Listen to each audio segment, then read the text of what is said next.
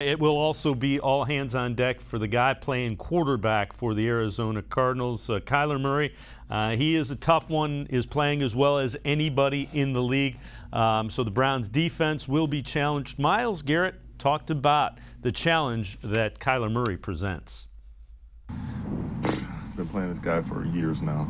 For high school, played with him in college, and now I'm seeing him again in the pros. And man, it's the same story. I mean, he's quick, he can throw, he's fast enough to bring you on the edges if you give me a single lane. So, we got to respect him, but we also got to get after him. Can't allow him to make those plays with his feet.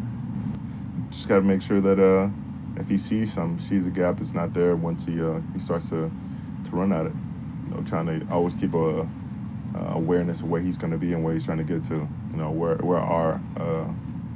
Where our holes are in our rush, and trying to close those up so he has to either go backwards before he goes forward and give us a chance to get there.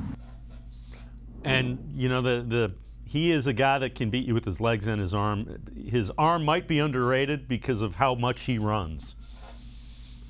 Yeah, and he's got some receivers out there too that are dangerous for a banged up secondary.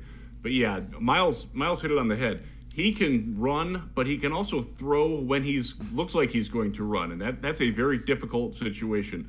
The Browns do have some experience with a guy like that in Lamar Jackson. They have played Josh Allen, but Kyler is different. Kyler is much more joystick quick, side to side than those guys are.